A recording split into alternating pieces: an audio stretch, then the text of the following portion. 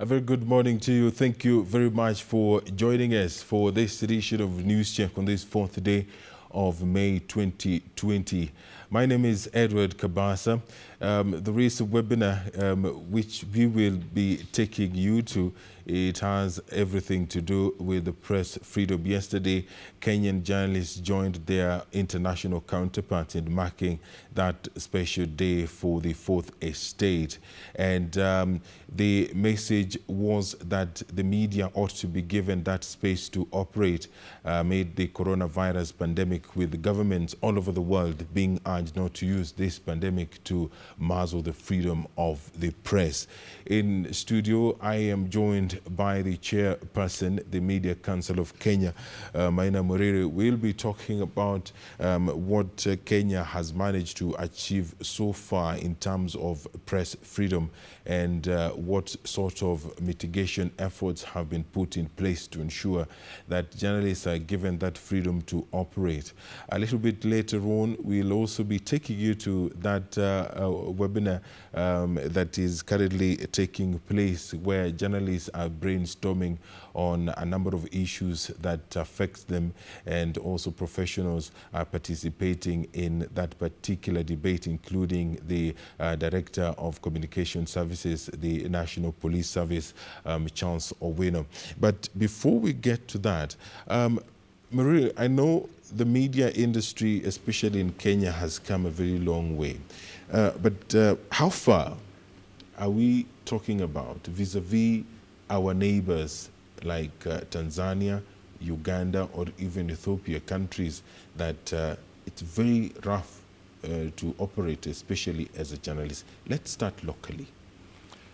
Good morning, and thank you for having me on this set.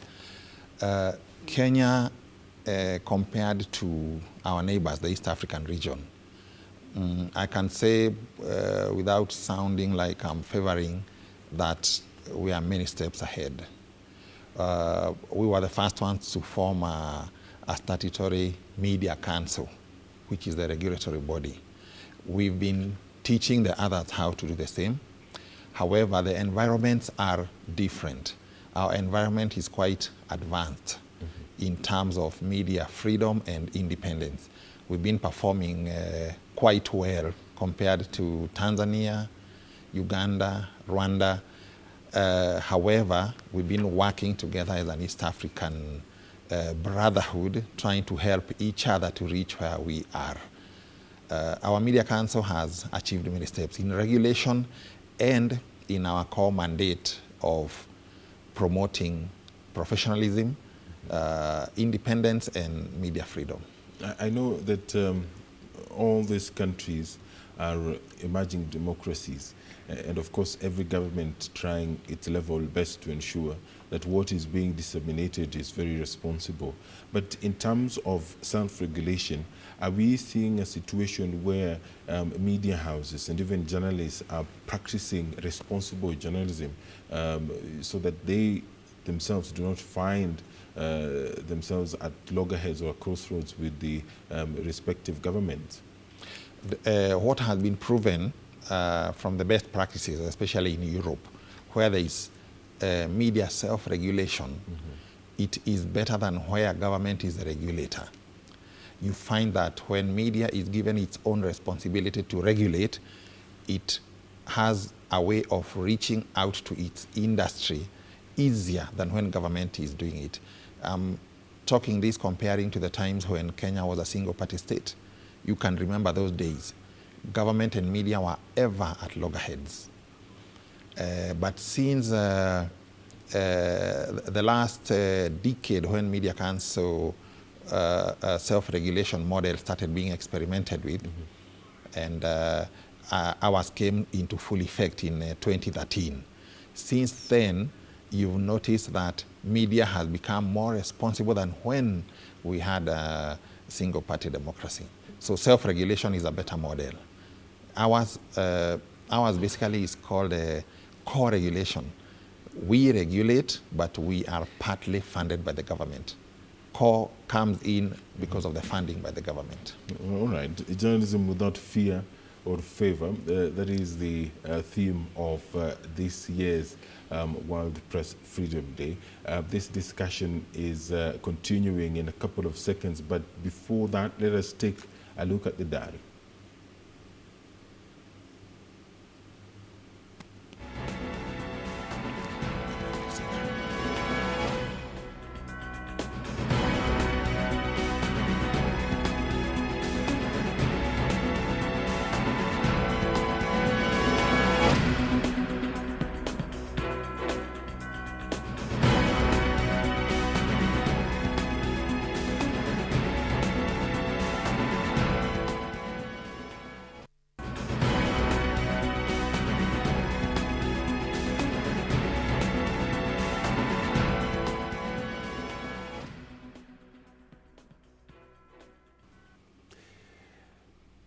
All right. Thank you very much for staying with us. We are talking about the World Press Freedom Day that was marked yesterday amid calls on governments to give the press that freedom to operate and not use the coronavirus pandemic to muzzle the press. And in studio is Maina Mururi, the chairperson, Media Council of Kenya. Talking about journalism without fear or favor.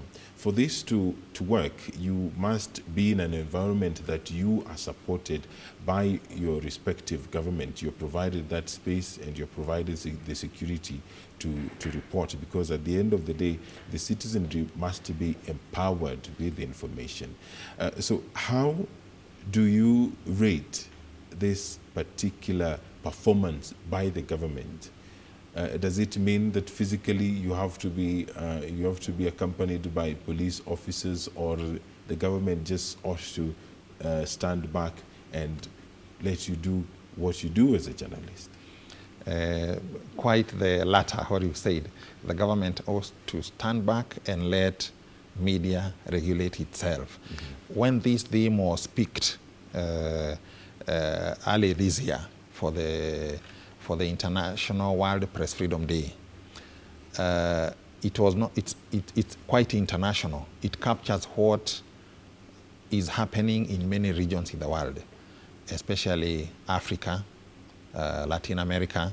Europe is not mostly in a lot of problems. Mm-hmm. It was supposed to enhance that. Media is supposed to operate in a free and independent atmosphere. Journalism without fear or favor. The big event was supposed to happen in Netherlands before COVID. I should have returned from Netherlands last week, but we never went now. However, we've managed to, each country has been sensitized to bring home this message. Mm-hmm. And that's what we are doing today in the webinar that is continuing right now, that we need to sensitize governments and the media, yes, that they can coexist with the media self-regulating and the government trusting that the media can self-regulate responsibly. Right. Where media falls in its responsibility, councils like our Media Council of Kenya has the mandate to bring that back to line. As a regulator, we can regulate you. We can know where you've gone out of line and bring you in a professional way. When it's left to government, it's never good. All right. And that's the thing. Let's talk about the coronavirus and the manner in which it has been reported and continues to be reported by the media, sticking to the local media industry. Are journalists doing enough to educate the public on the coronavirus? I'll start by first mentioning that this virus, the COVID-19 coronavirus, then they're calling it novel coronavirus, yes, has come on the world like a big surprise. Mm-hmm. It's still an unfolding book. No one knows the way fully. We are still learning new things, new terms. Media itself has been caught, initially was caught completely off guard. We didn't know even how to behave, what role media, as a media regulator, we could play to even protect journalists from getting infections. Initially, when we tried to tell media that you will need now to start learning to work from home and to avoid going to press conferences, they reacted badly. Now, everybody is wanting to work from home and work from far, from a bit of a distance. You notice that the daily press conferences by the Minister of Health now are only attended by mainstream media houses, yes, including KBC. So I would say that Kenyan media has done well to catch up in informing the public under very constraining circumstances, because media houses are straining badly. They cannot send media journalists where they want to send them. Money is shrinking. You've seen salary cuts.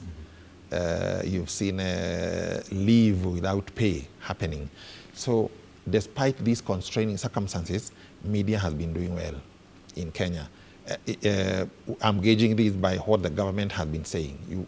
The government has not complained a lot that the media is going off course. Media is really trying under constraining circumstances to deliver the hard message. Right. I would say so, yeah. And a couple of days ago, the Media Council of Kenya did advertise some grants for health reporters. What is the uptake? The grants have been funded by an NGO called OCEA. It's an NGO that promotes good governance. We approached them and we told them that it's an opportune time now to step in and help media deliver this message. Those grants are only funding journalists to do COVID-related stories. Media houses, because of the constraints happening right now, financial constraints, may not manage to fund all their journalists, despite how much they would like a journalist to cover Turkana, Pokot, Kilifi. There is no money. So what we are doing in conjunction with OCEA is to give journalists funding to reach those stories and bring them home. The uptake is good. The response was very good. The deadline was last Friday.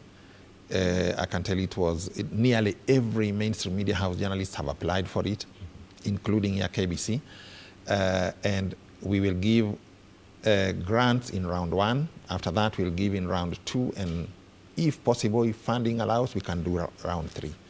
It's helping journalists where media houses are very constrained. It's a very good concept. Once it's executed, you will see stories, COVID-related stories coming from every corner of the country, every sphere of the health sector that is being affected by the COVID-19. And some of the concerns have been that the media focuses on bad news instead of good news. But in a case such as COVID-19, we have active cases of infections, and we have recoveries as well. And we cannot forget about the people we have lost through this pandemic and all other pandemics that have been taking place in this world. How can the media change the narrative, especially among the public, that we not only focus on the bad things, but we give you what you need to understand in general? Slowly, we've been noticing that media is beginning to get the message that this is not the ordinary, usual story of every day. Indeed, governments have declared it a war. It's a war against an unseen enemy. And in such situations, media is often called upon, and it's happening especially in Europe and America, being called upon to support government in messaging, in delivering the message that people should hear. And we think it's taking effect. If you check every media house, without even through advertising, and nearly every TV station and radio station have crafted their own messaging to teach people how to avoid the virus. You've seen that.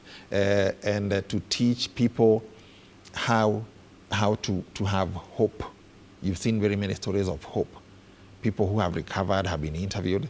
We saw a very good story of someone who nearly went on the other side, but he recovered in a hospital, and he was interviewed by nearly about 3 TV stations, giving hope, giving people knowledge, awareness I think it's beginning to catch up, and media is beginning to look like it now knows this is not a government war, it's a war for everybody, and it needs support. And we have the mainstream media, which is currently covering the press briefings, the daily press briefings by the Ministry of Health.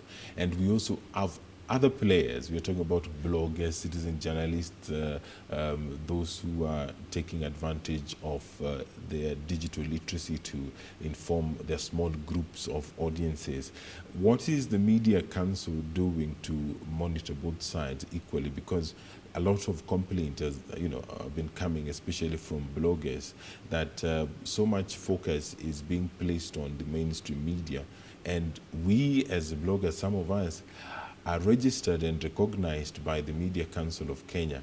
Does it mean that that message from the mainstream media ought to be trusted more than the message that is coming from these other, journalists who are not attached to any mainstream but still have the accreditation of the Media Council of Kenya? On the contrary, Media Council of Kenya, coming now with COVID-19, is trying all it can to activate every media house and every media practitioner to cover this message, not just the mainstream media houses. I would tell you, apart from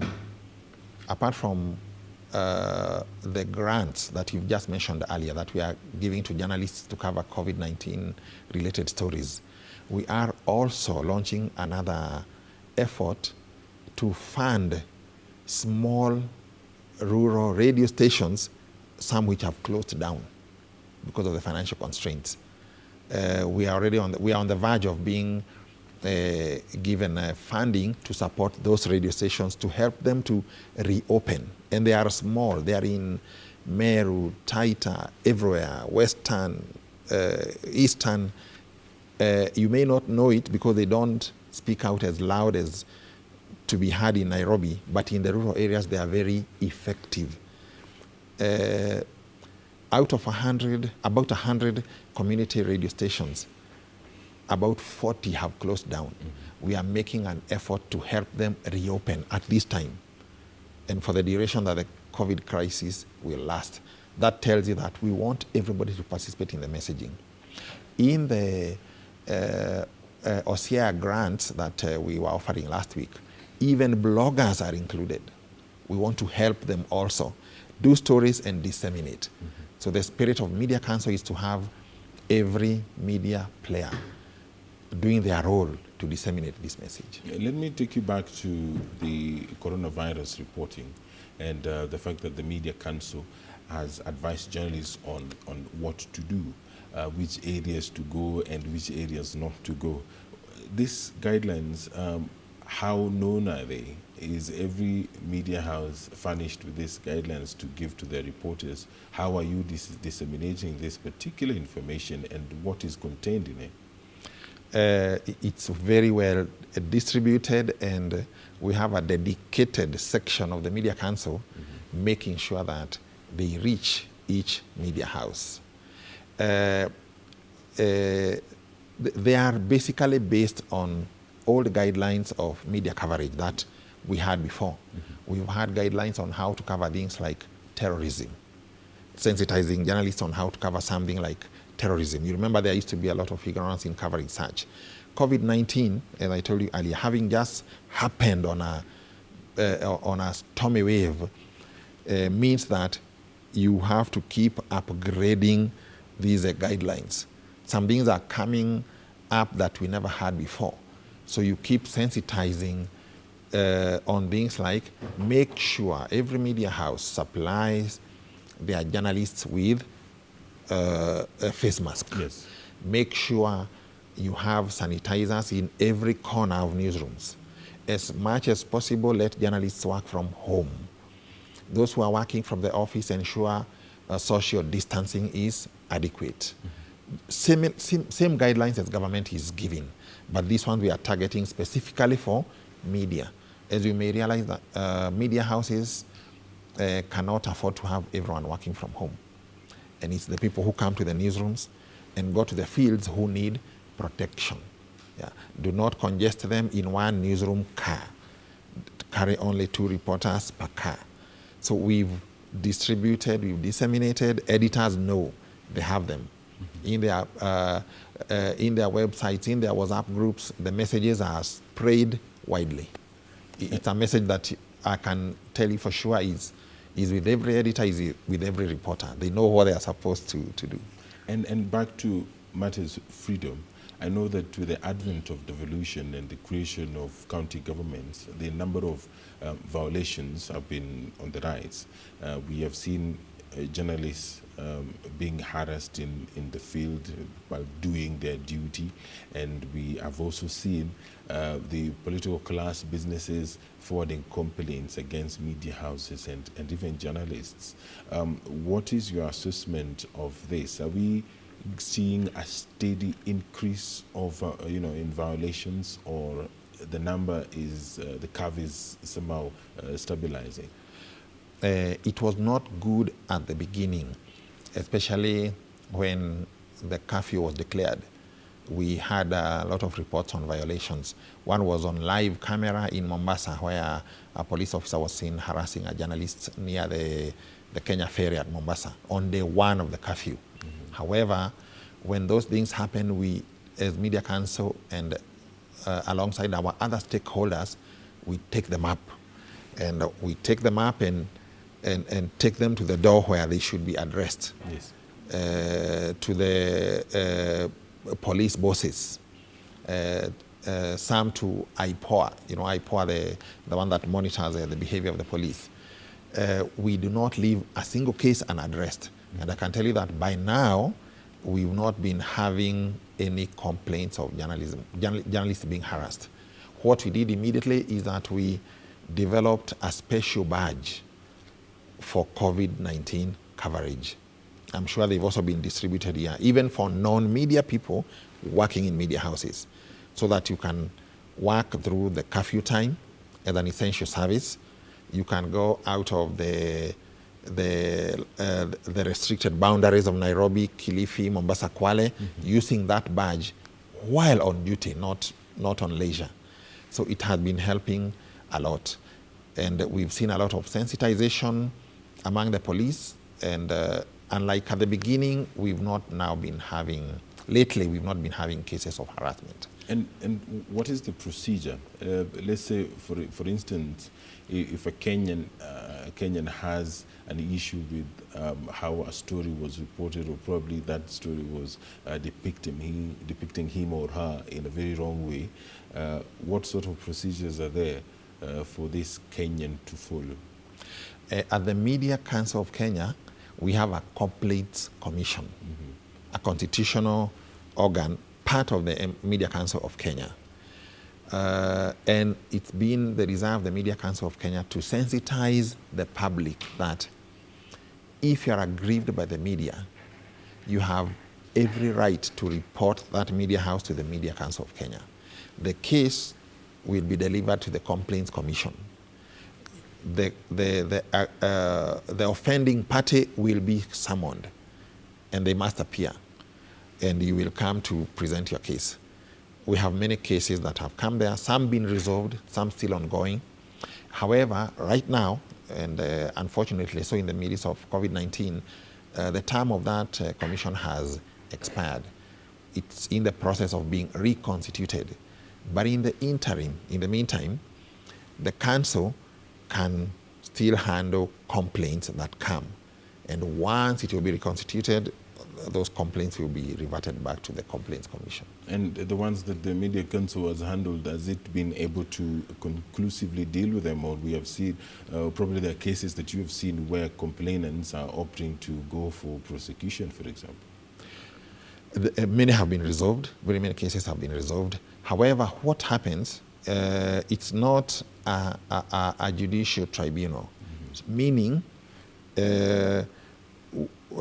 we do not offer penalties if you are the aggrieved party. Yes. We cannot tell the aggressor to pay you, but the commission has the power to fine the aggressor. The money goes to the council, not to you. Only the court can rule that you get money. But we have limited fines or not just fines. Some of the recourse issues include a fine can be meted out on you. You can be made to apologize in writing or on radio or on TV until the party is satisfied that the apology is okay and the fine has been exerted on the offender. I would love to hear a comment from you on something that happened a couple of months ago in the Ukambani region, where journalists had gone to cover a story, and the school principal ganged up with the students and attacked these journalists. When you hear of such kind of incidences, what comes into your mind? What sort of reaction do you personally get? There are many cases like those. Still in another one in Ukambani, you remember, where someone was beaten to death, a teacher. You remember that case? Yes. About 2-3 months ago. In Kitui. In Kitui, and you find that sometimes the way media has reported it, facts could be the other way around. If you're on the ground and investigate, you may find sometimes the journalists got the facts wrong. When these things happen, first, if there's a journalist offended, that's our first role, to defend that journalist. Call the journalist. There is one also in Ukambani who was, 2 policemen walked to his home and threatened him to his face. That very morning, in such a case, we sent for the journalist, brought him to Machakos. He made a report with an OB number, and now we report to the police bosses and tell them this is a violation. Our journalist has been done this. Will you act? And usually the police commissioner has responded many times and said the case is being followed up on. Sometimes they resolve on the ground without involving the media council, or involving the media council. Some have gone to court. So in such a case where the journalist is aggrieved, is offended, we never leave a case to fizzle out without taking action. We always follow up, find out the facts. In case the journalist is the one on the wrong, we have the authority to reprimand. We can warn the journalist, and we can warn a media house to take some action, like withdrawing a negative story that had no facts. All right. Yeah. Should we celebrate the fact that in Kenya we don't have so many cases of incarceration of journalists like in other countries, for example, Egypt or even Tanzania, our neighbors? In Kenya, we rarely see instances where journalists are taken to court, they are prosecuted and are jailed for years. Should we take comfort in that, or should that give us an opportunity or motivate us to even provide more space for journalists to operate? The last sentence, that should give a motivation to create even more space for freedom.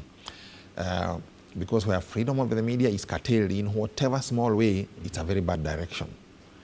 Even the way we are right now, where we say Kenya stands at a good place, we compare ourselves to South Africa, Nigeria, Ghana, few countries where media can speak the way we speak here. You cannot do this in some East African countries. I don't want to, you know them. You cannot do in some East African countries. You cannot do nearly in the entire North Africa.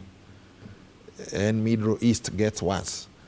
Some South American countries, very bad, apart maybe from Brazil, Argentina, where media is quite free.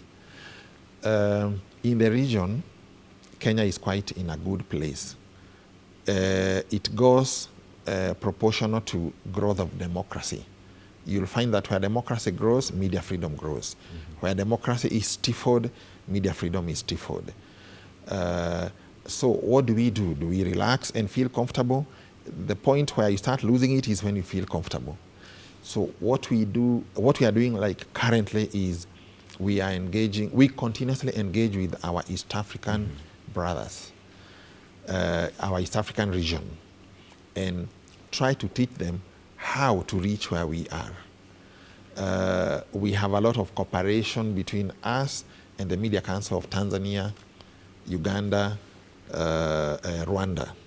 And we keep trying to teach them this where we were, try to make this step, push the government to try to learn that self-regulation will even be more comfortable for them than them regulating the media on a daily basis. So it's never a place where you can lie back in a comfort zone. If government senses you're not doing anything, they'll start doing it for you. So continue being the able regulator that you're supposed to be in the Constitution. All right. Let's talk about press freedom, media ownership, and editorial independence. We have a number of media companies, especially in Kenya, that are owned by the political class. Let's discuss the consequence of this when you talk about editorial independence and how these journalists are supposed to operate. Sometimes the story is not good or does not favor your employer. How do you approach such kind of a story? Do you let it slide, or do you go to your editor and just talk about the need to write this story, even though making it to the press is probably going to ensure that you are not safe? In fact, your job is at risk. In some countries in the world, especially Europe, politicians are not allowed to own media. However, some few European countries, politicians still own media. You remember someone like former Italian Prime Minister Silvio Berlusconi. Yes. He owned media. In Kenya, it's silent. Anybody can own media. Politicians own media in Kenya. A lot of them, even in the rural areas, they own radio stations. And as you say, someone said in old journalism school in America that the freedom of the media belongs to the owner. There is a fact in that, meaning that the same media house that is owned by a politician will find it very hard to write against the same politician. Ideal case scenario should be where politicians are not allowed to own media, but it's a big space to work out before we can reach such a situation. It would narrow down political interest from media if politicians are not allowed to own media. But as our case exists now, many politicians have one leg in media. It has an effect. No one can deny that. It has an effect because the proprietor, in a lot of ways, must call the shots. Even editors who are not told how to go know where some boundaries lie. You cannot exceed this because this is the owner. So in a best case scenario should be to grow to a situation where media is owned by entities that are not in politics. It has been achieved in some places in Europe. All right. And so does it mean that journalists are being used to settle political scores? I wouldn't say that with specificity. However, it's a possibility that can happen, but I'm not saying it happens. You would need a lot of exact case scenarios to know this can happen here, this can happen here. It leaves, it's a weak link, I would say, where politicians own media. It can expose a weak link where journalists can be used. Because we have seen cases where politicians, they take screenshots of some articles and tweet about them. And we know that these media companies that they're targeting are owned by their political nemesis. And them, they also own media houses. And the editorial of those media houses are kinder to them. When a politician tweets an article that has been authored by a journalist, probably one that is known by many, what does that do to the credibility of this journalist? In the Media Council of Kenya Act, we have the Code of Conduct for Practice of Journalism in Kenya. You've seen the tiny booklet. And now all that is in that booklet has been printed in the, if you open the website, you'll see all that it prescribes. One of the things in the Code of Conduct for Practice of Journalism in Kenya is that whatever story you write must be balanced, offer the other party the option of reply. You must make an effort to ensure that the person you are writing about is given a chance to reply or to speak for themselves. However, that does not stop stories that are one-sided from appearing. The point I'm trying to make here is that Media Council has done everything to try to instill professionalism into the trade. However, violations still occur. I cannot deny that. When violations occur, the mechanism is there to deal with them. We are never fully resting when we see such things happening. We still know we are not yet there. Violations are occurring on our side, on the media side, and we need to deal with this. We've had many incidents where we realize that a violation has occurred here. Someone has written a careless thing, broadcast a very careless thing. Do we wait for someone to complain, or do we flag and tell them these are against the Code of Conduct for Practice of Journalism in Kenya? Yeah. If they are brought to the Complaints Commission, the exact clause they violate will be cited to them. Yeah. Media Council has an existing system to deal with those, and it's in the Act. And what sort of impact does financial remuneration have on press freedom, especially in Kenya? Financial? Yes. Not just Kenya, worldwide. What's happening is that media space is shrinking, especially because of competition from digital. Digital operates on a very low financial base, while old mainstream media houses still retain traditional ways that require a lot of cash money to remain afloat and operate. So what's happening because of the competition, the big corporates can now manipulate media to play to their whim in order for them to advertise in mainstream media.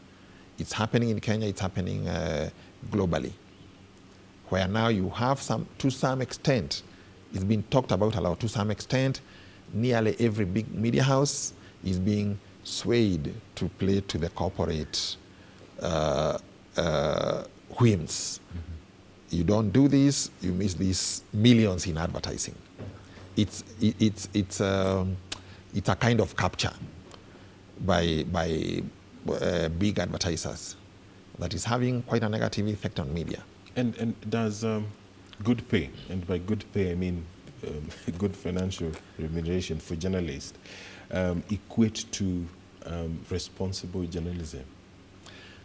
The thing I would cite there more is integrity rather than good pay. However much you pay a person, if they have no integrity, they will still not exercise integrity. I think it's instilling integrity and values by media houses that will come to win this battle, not mostly by how much you pay. However, media houses have an obligation to pay their journalists well. We have small radio stations now with staff, small staff teams, that are working without being paid. How do you expect them to operate? Someone employs you and tells you, just work. What those small media houses are putting in the minds of those journalists is, you can survive on your own, provided you bring me content. It exposes them to pressure to engage in corruption. We are very much against that. We've been trying a lot, and if they come, there's a place where they'll need the Media Council of Kenya. That we try a lot, even through training, continuous training, to teach them that to operate professionally, there are some basic, irreducible minimums that you must put in place, like paying your journalists, providing them with basics to work. All right. There are reporters who are attached to Parliament. They're called the Parliamentary Journalists Association. And some of them have been complaining that the Media Council is not giving them an ear, and yet they are doing a very important bit in terms of keeping Parliament in check, writing stories about what our members of Parliament are up to, what sort of laws are being legislated in the august House. Is there really an engagement between Media Council and parliamentary journalists? Not just with parliamentary journalists, but also with Parliament. We notice it's one of the epic areas of coverage for the public, because that's where laws of the country are made from, everything including budget. It's a very important assignment. Media Council, and it didn't just start now, has over a long time engaged with Parliament and parliamentary media and other media in trying to create an environment where coverage of that institution is maximized for the benefit of the public. Just last year in November, we did a retreat in Kisumu between the Speaker, key parliamentary committee chairs, and the media, and brought them together to discuss how they can coexist and create the best coverage from that institution. That's one example. Yeah, it's an area we can never turn our eye away from. It's too important. And they should be assured that it's an area that we have our focus on, and we would like to have smoothly flowing between the media and Parliament. And in terms of ensuring enough space for journalists to operate, are there some areas probably that the Media Council of Kenya feels that it ought to be supported in some kind of way to help it fulfill its mandate and help the media get that freedom, that space to report without fear or favor? Yes, we can never have enough help as we require.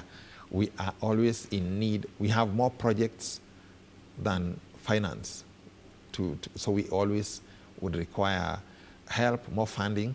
We are one of the few parastatals, by the way, that are allowed to fundraise from donors, like the grants we talked about earlier by OSIA. OSIA is an NGO. Not very many parastatals can be allowed to do that, but we are able to handle money from donors and disseminate it to journalists. We also get money from government, and we have many partners we work with. However, funding can never be enough. We are not even near where we would like to be to carry out all the programs that we have lined out. We would like to have a lot of trainings for journalists, for radio people, for bloggers, for every media person in this country, to instill the values, the professionalism that we've drawn out. Just early this year, we took digital journalists to Naivasha, about 100 of them, just to teach them how to steer clear of the big monster known as fake news. You know the damage it's doing. And I wanted to ask you that. We'll come to that. We took a whole 3 days with them, trying to guide them. Go this way, you'll be more credible, and it portends profits for you when you do it professionally. And speaking of fake news, it's only professionals who are able to identify fake news. But that Kenyan who is depending entirely on journalists to inform him or her is not in a position to decipher this and identify whether this is fake news or this is legit. How do you identify fake news as a Kenyan? Let's imagine I'm a Kenyan, a normal Kenyan who is just interested in news, but I don't know how to differentiate. First, I'll tell you that it's one of the things we are taking very seriously at the Media Council of Kenya. So seriously that there is a section designated just to monitor that fake news. And because we may not have the full capacity to do it, we team up with professionals like a group called Africa Check. Africa Check is one of the few groups in the world and in Africa who are dedicated to spotting fake news and flagging it. However, that mostly is for the use of media who are already enlightened on how to check fake news. For an ordinary Kenyan, they are being fed a lot on fake news. Sometimes they do not know. And before they know, you know that saying that a lie goes half round the world before truth even puts on its shirt. Yes. That's how fake news drives. When it's put out there, before you know it, it has overtaken everywhere. Before you fight it back and tell people this was fake news, you've seen small things like people bringing out a fake Ministry of Interior letterhead pronouncing a holiday. Before the minister can pull it back, it had done a lot of damage. Some people have already taken off from the office and gone to be ready for the holiday. So there are simple things that people should be educated on to check, to know that this is fake news. Like telling people that if a report is written that you've seen the big one on Kim of South Korea. Yes. It put the world on tenterhooks. Everybody thought the guy was dead. Now he has come out. Check the source of news. Even on your phone when you read it, check the source. It's so easy. Just Google the source. Is it CNN? Many times you'll find, oh, CNN is not written like this. Is it BBC? You'll find, no, this BBC is not written like this. Is it Capital what? There is always something to tell you there is something fishy with this report. And if you are too quick, you will not realize that this is fake news. Yes, if you are ready and quick to grasp it and spread it in WhatsApp groups, you'll not realize it's fake news. And you know now it's criminalized to spread fake news. Yes. Through the Cyber Crimes Act. They can come for you, especially if it has an effect on public security.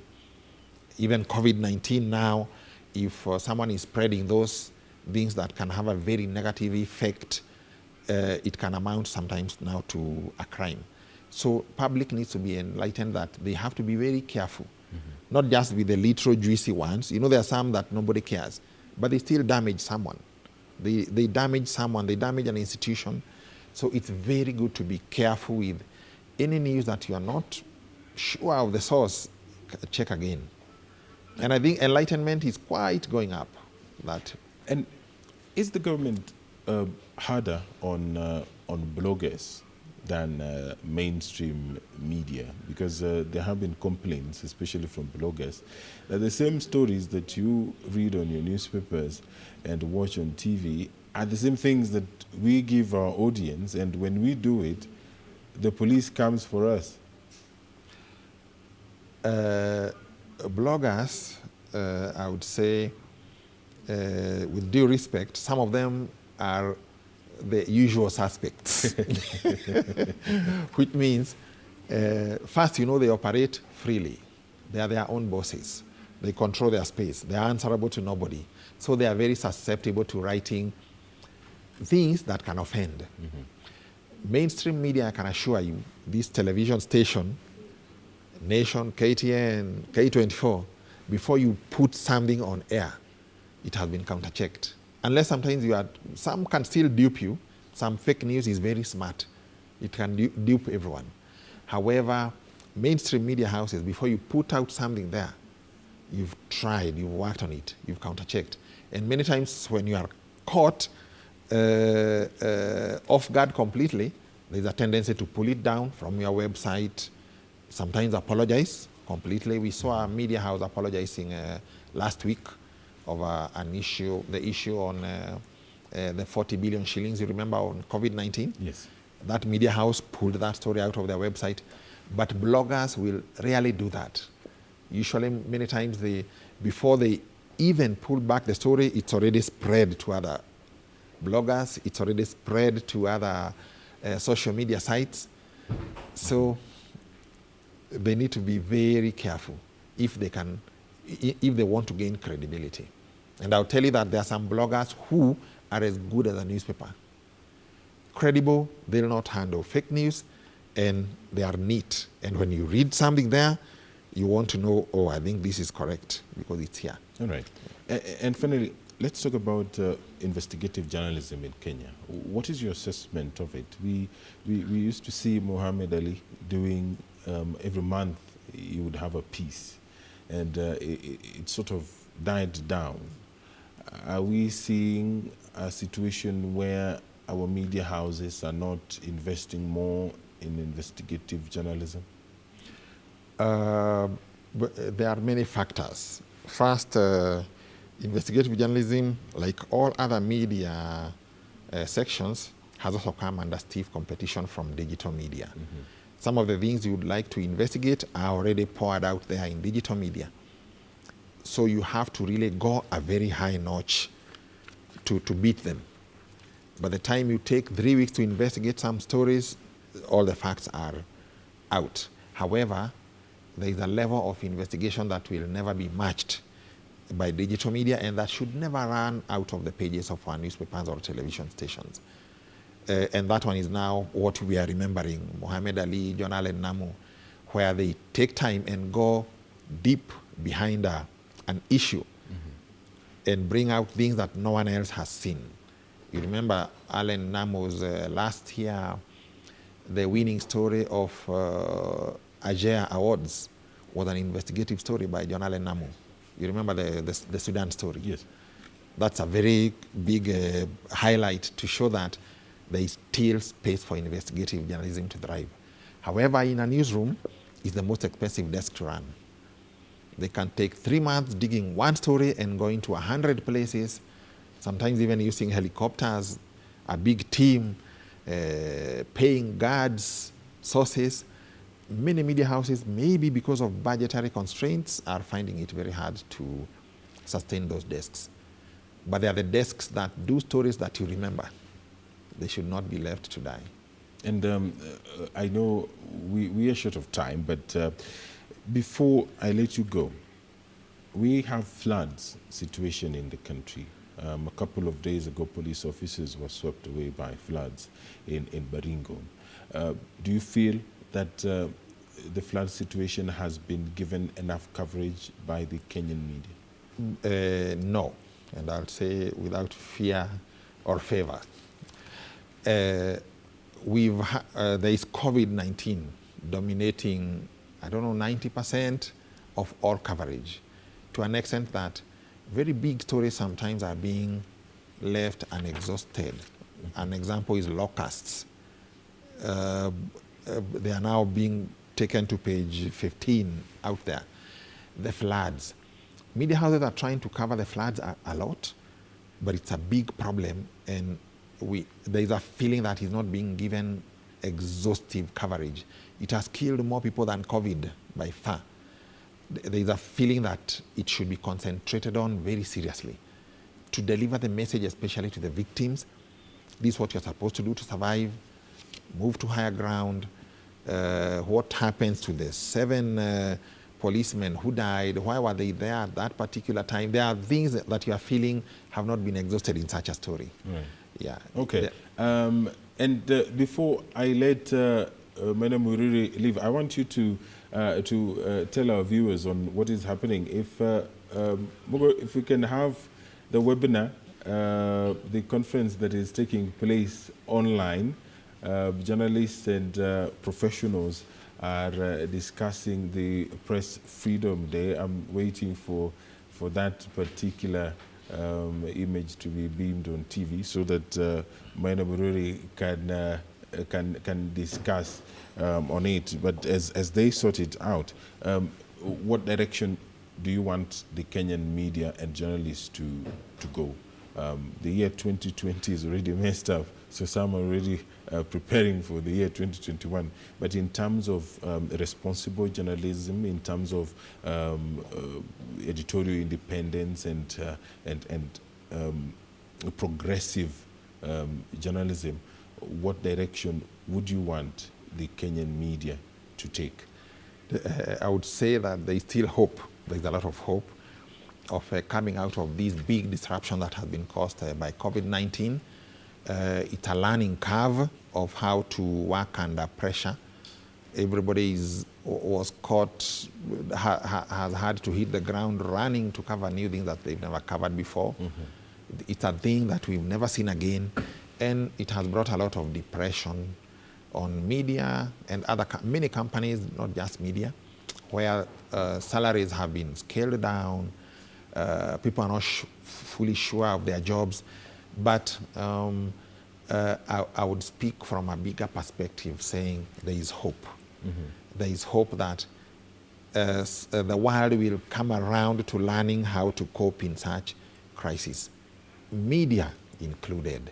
So, and the way to go should be not to also succumb from the pressures brought about by COVID-19 and start giving up.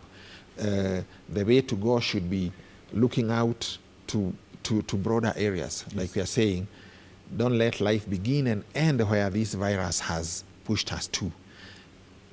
Look out to other areas that can cause innovation. Innovation comes in a time of crisis. You've seen some sectors which are becoming very innovative.